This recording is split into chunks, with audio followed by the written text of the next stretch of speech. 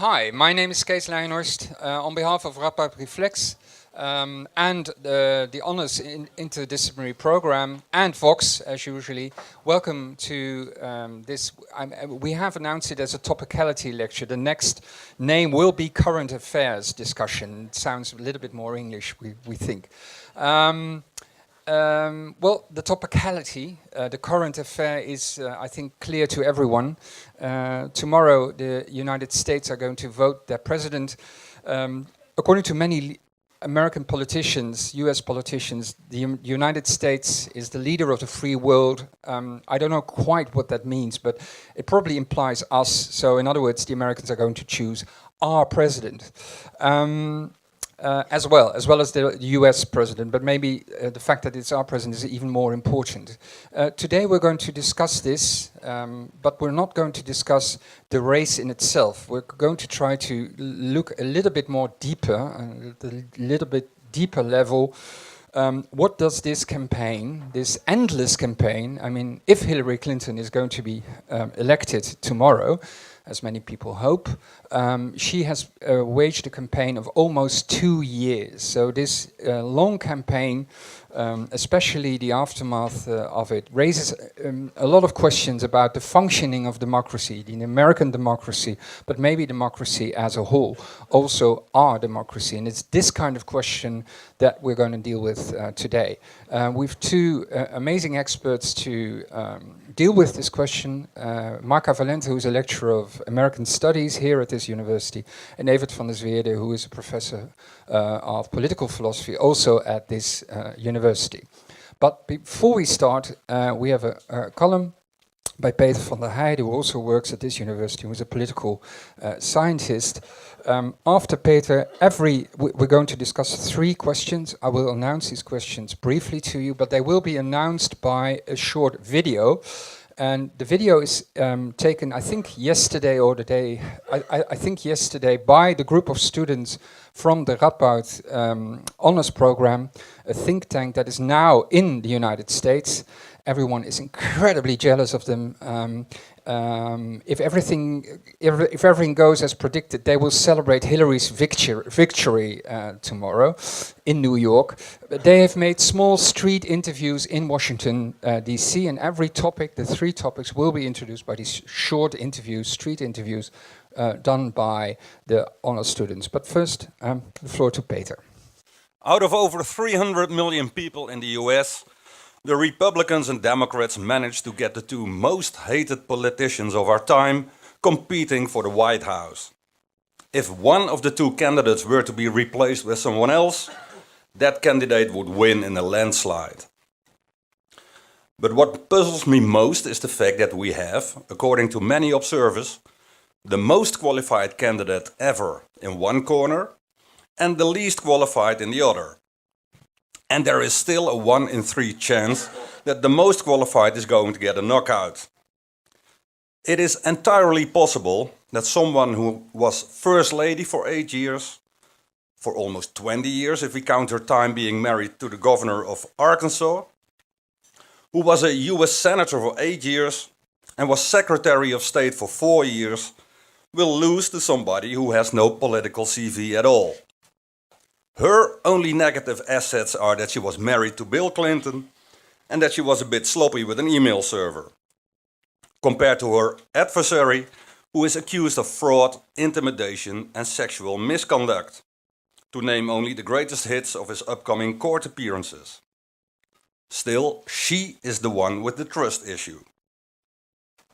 How is that possible? How can an electorate even consider to put the fate of the nation, the fate of the world perhaps, in the tiny hands of someone without any experience and with a temper that would put a toddler to shame?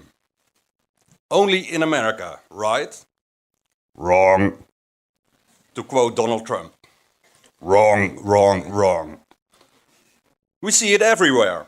And with some sad nationalistic pride, I can tell you, it's a Dutch invention. For almost 2 decades now, the Dutch electorate votes for politicians like Donald Trump. Outsiders to the system, or at least pretending to be outsider to the system. Our country was way ahead when we elected the party of Pim Fortuyn in 2002 and the PVV ever since. We showed the world that there is a political space for anti-politicians like that it is possible to mobilize all the anger, fear and disappointment in a society and bring those raw emotions to power. Sort of power at the very least. The only thing we have to fear is fear itself. Franklin Roosevelt said a long time ago. Yeah, tell that to the Trump fans that see their chances in society fade away, or the Wilders voters that feel left behind. Of course, Wilders pales when compared to Trump, but only in personality.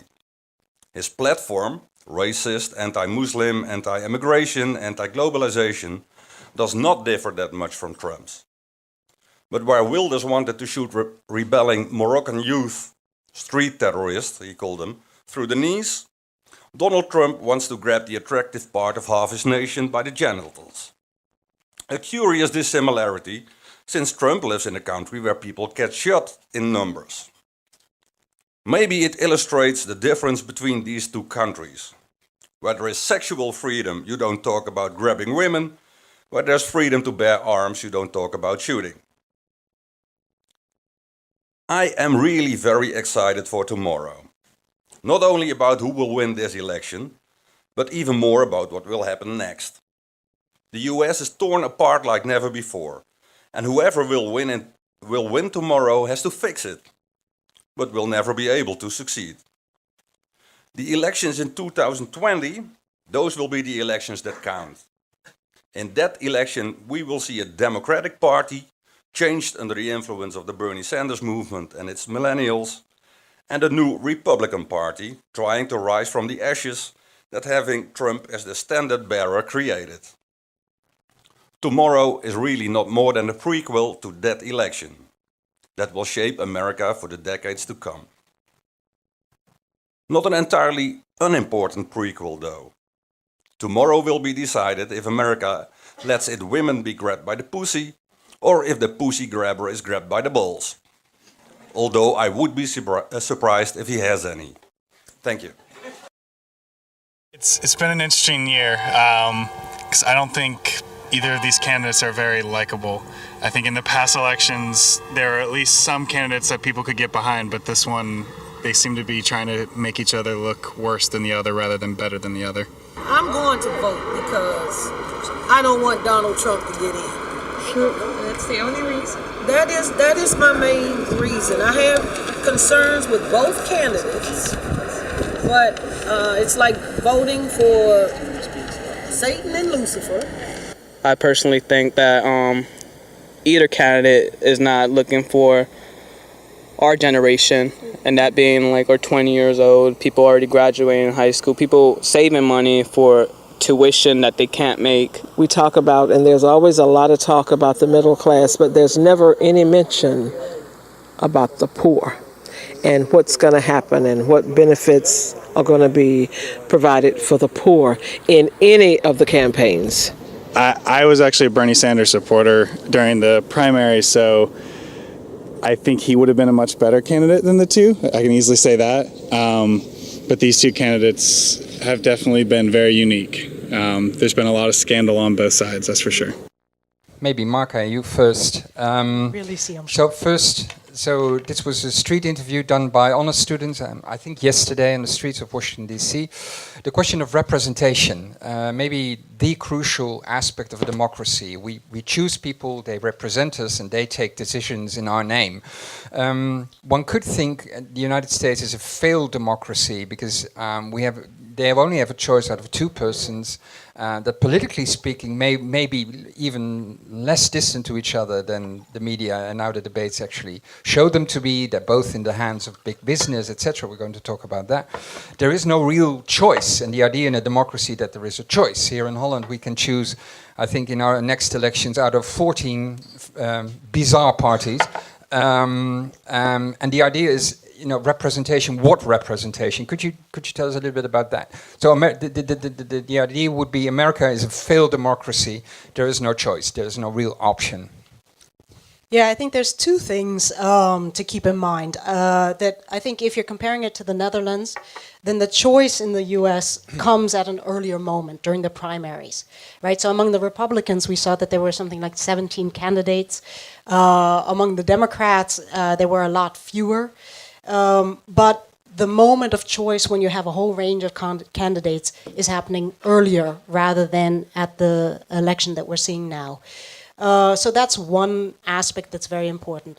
I think another important question is the way in which that choice happens. So for me as an American, the fact that the primaries, that the question of who is going to be the person who's representing a particular political party, that itself is part of a general democratic process, for me makes it more democratic than the system we have here. So I just heard on the news, for example, this morning, that in the Labour Party, for example, there was somebody who wanted to be a candidate. The Dutch PvdA. In the Dutch Labour Party, the PvdA, that there was that there's somebody who wanted to be a candidate for the leadership post, right? And then there was a conflict with the people who organized it, and much to his own disappointment, right, he stepped down and decided not to participate. So the role for me... Not 2 hours, actually, but go on. Right, yeah, okay. So for me, the fact that, for example, in the Netherlands, the question of who the leader of different parties is itself not a democratic process, actually undermines democracy. And I really appreciate the fact that in the US it is, it takes place through a democratic process. Okay, your take on this as a philosopher and someone who's interested in theories of democracy. Is Markha right? I think she's right on the point that there are a lot of democratic elements in the US as a political system that we do not see, or that do not get to the headlines, so to speak. At the same time, I think that if, as it was just pointed out to us, the choice is between Lucifer and Satan, there is something wrong with this pre-electoral choosing system as well. Unless you would assume that all American citizens are on the side of Lucifer and Satan, of course. So I think there, in both cases, although I agree with Markha that we do not see a lot of the democratic elements that are there, especially also in local democracy in the United States, where on many points it's much more democratic than the Netherlands are. But when you talk about representation, I think there's one, for me as a political philosopher, and looking also at the United States, but also at Europe, there's one big issue when it comes to representation. I think what we've seen is a reduction of representative democracy to the electoral process, which leads to a situation in which we have to choose between people who have shown that they are good at being elected, that they are very good at going through this whole process with all what it takes. And I think that this reduction to an electoral system really undermines the legitimacy of democratic constitutions. What would the alternative be? The alternative would be grassroots democracy, I think, at many levels, and that's not easy. But I'm rather pessimistic when it comes to the future of democracy in the so-called free world. At the same time, I try to be a realist who thinks that the possibilities of democratic renewal are always there within liberal democracy. It's just a matter of using them. Okay, Evert raises many points. The first one about Lucifer and Satan. I was also wondering the fact that it's represented like that, the fact that there is this almost this idea fix in the media also, that they're both in a way failed candidates, they're wrong.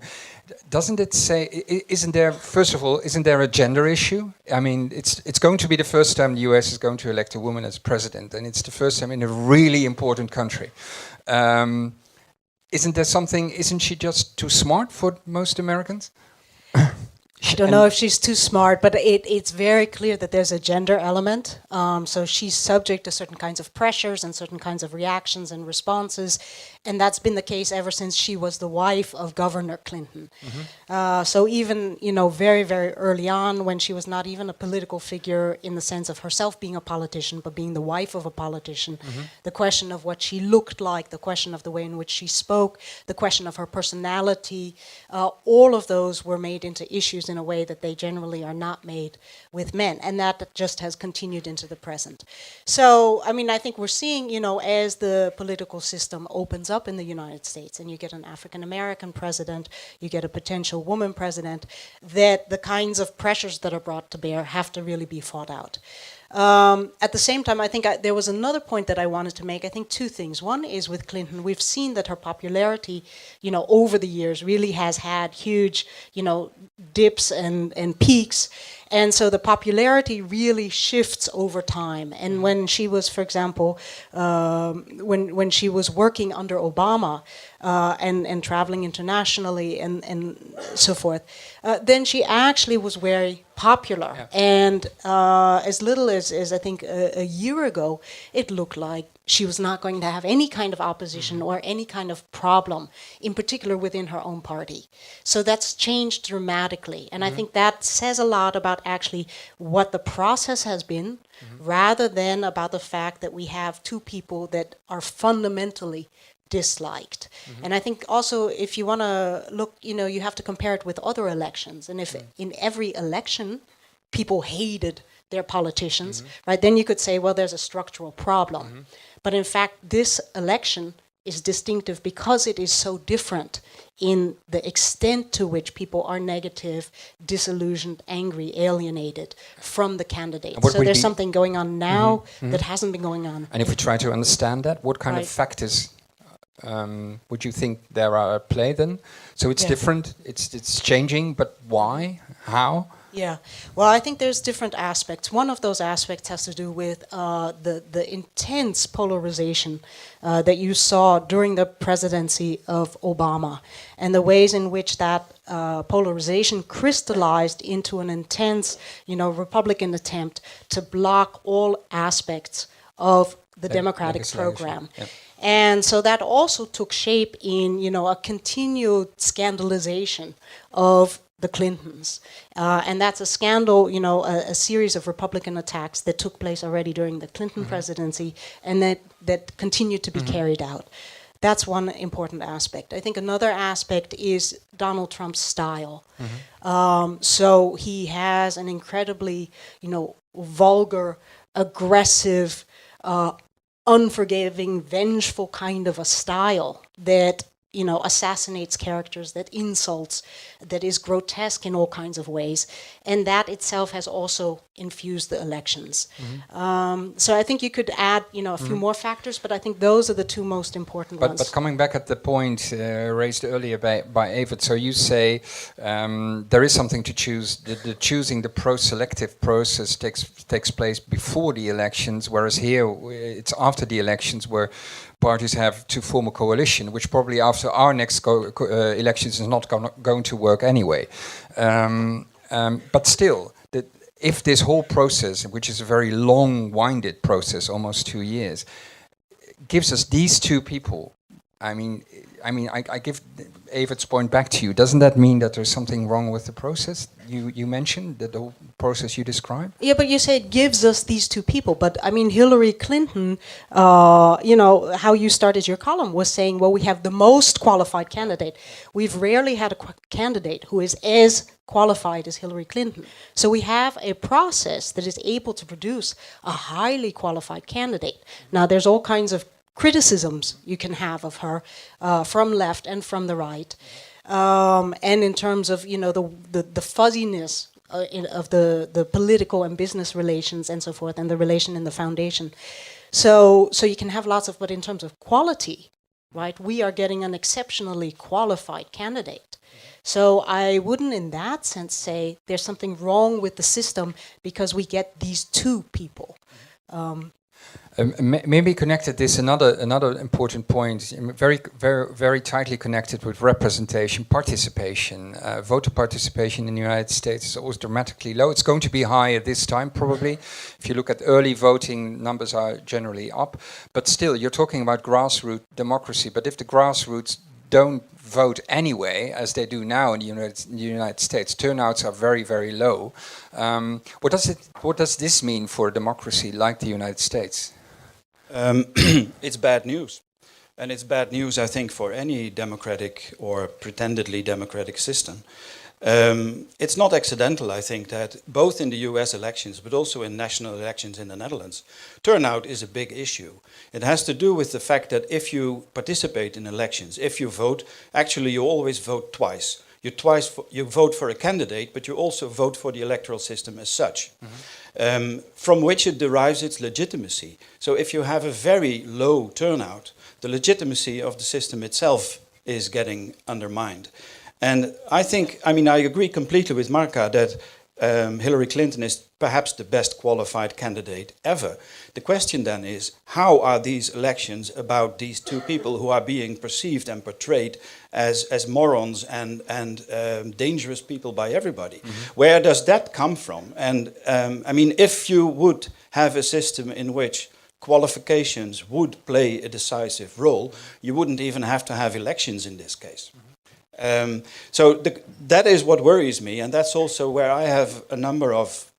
I think there are a few related issues. One is the systematic distrust that is part of representative democracy in general, because you give your vote to somebody and you never know what this person is going to do with it. And if you have a reduction to electoral democracy, then this distrust increases. Secondly, I think if you have decades of neoliberal policies, you have dissatisfaction among the population that can never even possibly be solved by a government or by politicians, simply because they have given away all the means to change the situation. I mean, there was talk in this video, there was talk about poverty. Probably Hillary Clinton is going to try to do something about poverty, but it's very questionable whether she will succeed to any considerable extent in doing something about it. And that has to do with political choices that have been made in the past, and not only in the United States.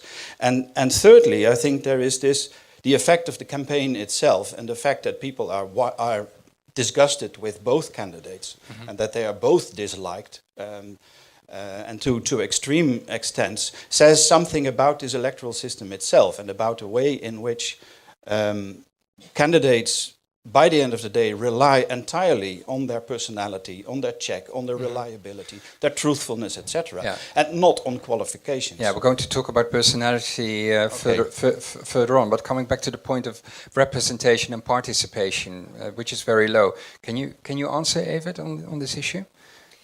Yeah, I mean, I think there's a number of different issues. For me, I mean, it's not an area I do research in, so I'd really like to know. I don't know at what level, right? Because anybody who's worked in a group, like my students do, for example, knows that there's always people who don't sort of pull their weight, don't participate. So by definition, right, in any kind of system, you're going to have one portion of the electorate that's not going to participate. At the same time, by way of contrast, for example, because you were saying it's so terribly low in the US, if we look at the Netherlands, at the participation for the European elections, right, and just think about, right, how much of our society is being restructured by decisions that are being made in Europe, and then at the same time we have a much lower participation, right, than in the U.S. elections. So I think there's complications right now across the board, just like you were saying, completely agree, with the ways in which our democratic processes are working. And I think another element we haven't mentioned that's also very important has to do with the ways in which social media is changing that. So we saw that Barack Obama was able to be really the first one to use social media very effectively to mobilize people. In the years since then, politicians have gotten very refined at spinning, shaping, and so forth social media. So I don't know if anybody has seen the documentary that's just come out by Adam Curtis, right, where he's talking about the ways in which our media now are creating these multiple realities for us that utterly displace the facts on the ground. And so that's something I think that our political system has to catch up to. So and I think that produces a lot of also the estrangement from the candidates and the distortions in the perceptions and so forth. So we need to find a way for our political system to accommodate media that. we're also going to talk about. I would like to go to the next video, which raises again a different issue. I saw one comment, I don't know which one, by an American comedian who said we're going to have to choose between Mad Men and Wall Street, in which Hillary Clinton is the representative of Wall Street, big money, the role of money, the millions, billions of money spent in the campaign itself, but also the influence of lobbies in Congress and on presidents. We have a street interview on that as well. I kind of think it's American to just splurge on money and show how much you have, like we've seen our famous Donald Trump doing, just showing that he is a millionaire, did come from a businessman. Honestly, it's kind of sickening thinking how much money we spend on electing these candidates. And it's also concerning the amount of money that goes into the candidates' pockets. It's kind of hard to take $1 million and say that I'm not going to return any favors. So on one hand, it's concerning. On the other hand, it's kind of, I don't understand why we have to put so much money into this. You know, that's the piece that I really don't quite get. Well, you know, it's how this country seems to go. It's all about money. Money is, and I realize that we do need money to do certain things. But I know in this country, money is ruler. Money is ruler. Markha, you can buy your influence. Wall Street buys its own regulation or lack of it. The big pharmaceutical firms buy Medicare and Medicaid. And the new Obamacare as well. If you have a system in which big money can actually buy itself its influence, could you still call that a democracy? Yeah, well, I think if you're looking at the elections, that there's two things to distinguish. One thing is the way in which our system works and the question of whether or not it's an oligarchy. So in the sense that you have a small group at the top, right, that really is the one in control. And there's lots of good arguments to make that right now the conjunction between business and politics, right, has created a system which in effect functions like an oligarchy. If you look at how is it that influence works, I think it's very, very difficult. I mean, everybody, you know, you have many scholars who try to track it. It's very, very difficult because it is not the kind of corrupt system in which that's straightforward, that money is paid for very specific favors. It's for very kinds of intangible things like access, like being able to make an argument, being able to maybe connect to people or put people in places where it would be convenient to others. I think what's much more important in that regard is if you look at something like the Senate, over 1/2 of the Senate consists of millionaires. So we have now in our representative institutions, right, people who are part of that 1%. And I think that ends up being much more distorting. That is that their perspective, their world of experience and their interests are aligned to those of Wall Street and the corporate world and so forth, rather than that it is that the corporate world is buying influence in a very, corrupt fashion that you could actually track the way you can do in a lot of other countries. So you would actually say there is an influence of big money, but you shouldn't look only at the lobbies, all these lobby firms in Washington. It's at a deeper level. That's your point. Yeah, I mean, I think what happens is because in fact the exchange of money, right, between politicians and businesses, that has a long history in the United States because the Constitution didn't plan to have political parties. So political parties from very early on, from the very beginning, had to figure out how they were going to pay for themselves, how they were going to pay for elections. So they turned to businesses. But in the best of worlds, that's also a very effective way of creating, creating stability, of creating relations between politicians and society, of creating what you call in Dutch draagvlak.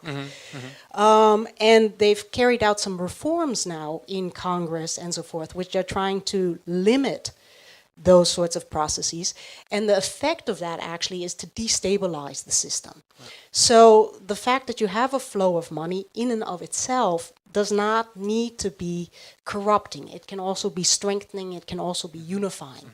But once you have that the representative system is highly selective in who becomes representative, and in fact gets a very unrepresentative group of millionaires making key decisions, then you have a problem. Yeah. Evert, first of all, would you agree with that? And are things different here in this country? Of course, in America, everything is bigger. So the big money problem is also bigger, but don't we have this problem at all here?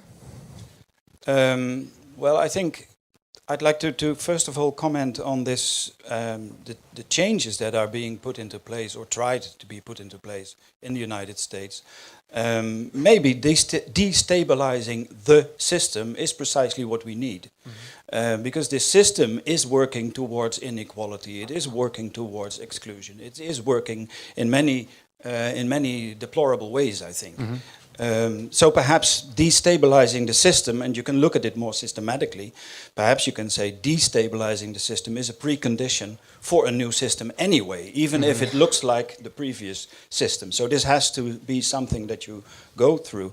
The second point, I completely agree with the non-representativeness, if you like, of representatives in the United States, and to a lesser extent in the Netherlands. We don't have, I think, a financial elite in Parliament, but we certainly have an intellectual elite in Parliament. But there's an important distinction there to be made between representation and representativeness.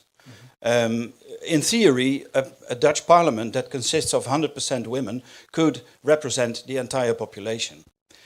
Parliament, or the House of Representatives, or whatever representative body, doesn't have to reflect the demographic or sociological composition of a population. What is important is that people are able to have themselves represented by somebody, but this somebody doesn't have to be like themselves. That said, however, there is of course a big problem with the predominance of the 1% in the American representative system, and I didn't know about that, but if they try to do something about that, I think that's a very good idea. Okay, I think from big money, I want to go to the last final point, and then we're going to involve you as well, the audience, and that's about another point that is always interesting, and it's always there in United States elections, the personality. Americans just don't choose someone who stands for political views. They choose a person. They also choose their commander-in-chief, which is a very important point, I think, overlooked by many Europeans not understanding that the guy or girl, hopefully now at the red button, who hopefully doesn't push it. So the whole thing, the personality issue, the insults, the negativity that you talked about, isn't that a problem as well? Isn't that a problem for democracy as well? It's become really significant in this campaign. Street interview about that as well.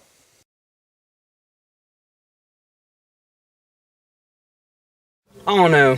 I feel like since they're already running for the president, everything should be on the table. Should be open. Everything should be open. This year's election has been so bizarre because the things that you're watching on television, it's embarrassing, it's childish, and it's unprecedented. You know, I haven't seen anything like it. I hope I don't see anything like it again. Well, again, in this country, it's about sensationalism. That's what sells papers. That's what gets people's attention. That's like that. It's like the reality shows they have on TV, all about people's personal lives. I do feel like some media corporations are more corrupt than others. I feel like they don't give the full story, but just certain sides of it. A part of society. Exactly. I feel like they could do much better to help the Americans and us voting to get our vote out. I feel like they should just give us the whole story instead of being biased to a Democrat or Republican. Markha, I found the first line by this first guy with the cap very interesting. It's out on the table. So if you elect your president, you want to know who he or she is. And that might be different from how we look at politics, isn't it? Yeah, I think so. When I was thinking about this question this morning, I was looking up Ruud Lubbers. And he's striking for the people who weren't born when he was around, right? He for many years, he had an affair. He was a Catholic politician. He was grabbing too, actually. And a grabber. Yeah. But this was of no interest to the press for the most part. And then eventually what happened, he's the representative of a political party, right? As a Catholic politician, he becomes premier as a representative of the Christian Democrats. This is a political party that says, well, the family is the cornerstone of society. Yet you have this man who, for years, right, has been having an affair that ends up having devastating results for the marriage of the woman with whom he's having an affair, a man who's notorious for grabbing women, and a man who then later on becomes High Commissioner in Geneva for refugees, right, and continues these practices that always have been accepted, and then gets in a lot of trouble for it, much to the embarrassment, of course, of the Netherlands, right? Because he also represents the Netherlands. And for me, in terms of that question of representativeness in the Netherlands more generally, I would have serious concerns as a woman, right? If this is my premier, to what extent can he represent the interests of women in a society where that continues to be an issue? Yeah. So I think there's a very important point that's made in the interviews, that there's a distinction between sensationalized revelation, right, which distorts and which has all kinds of problems, versus having an understanding of the kind of person which you get to know not just by what they do publicly, but also what their private decisions are. Mm-hmm. And that this is an element that we need to know to some extent, within reason, as that is relevant for their representativeness, as that is relevant for their ethics and political decision-making, and so forth. Yeah. So that's the argument from the American perspective. Yeah. And from, let's say, from the philosophical perspective, if you have a democracy, you want someone to represent you. You want to know who the guy or girl is. So yes, personal aspects, we do want to know. No problem for democracy, is it? No, I think there is a problem for democracy there. And thank you for your question. I think that one of the things that we are confronted with is that in the world that we live in today, which is a highly complex world, which is a globalized world in which there's a lot of interdependence between different economies, between different countries, in which there is climate change and you name it, and in which at the same time there has been a tendency over the last couple of decades towards a hands-off government. What is usually called the big elephant in the room, the N-word, neoliberalism, etc. The effect of that is that if politicians make policy promises, they are almost by definition lying, because they can already know that they will never be able to keep those promises, and in many cases not even be able to work towards keeping them. So that, I think, explains why there is a shift from concrete policy promises and expectations to another kind of trust, which is the personality trust. Yeah. And I think that, in a sense, I mean, maybe this sounds conservative, but in a way that undermines the idea of the politician. I was struck during this campaign by the reproach against Hillary Clinton when she made clear that she made a distinction between her private opinion about certain things and the opinion that she would publicly voice. Whereas I think that is precisely what a politician should do. Mm-hmm. You can have your own private ideas about, I don't know, relationships between men and women, gay rights, whatever. Mm-hmm. At the same time, you have to stand for particular policies, irrespective of your own most private opinion. So I think that this going into the personality of somebody, when it comes to reliability, okay. When it comes to opinions, I think that is the end of politics. And it's also the end of representation. But isn't there something self-defeating about your argument? Because if you say this, it's a complex world, so no one can make promises because the next day reality has changed. So your promise is, void anyway, despite whatever you do. Isn't it exactly in this world that we have to rely on people, on the fact that they have skills, that we trust them to make the right decisions at the right moment? Yes. Because there's no place for programs anymore in this world. So the shift towards personality, isn't that just, isn't that in a way a self-repairing mechanism of our democracy? But you have a distinction between, you have to make a distinction, I think, between the personality of the politician as a person and the profile of a politician as a politician.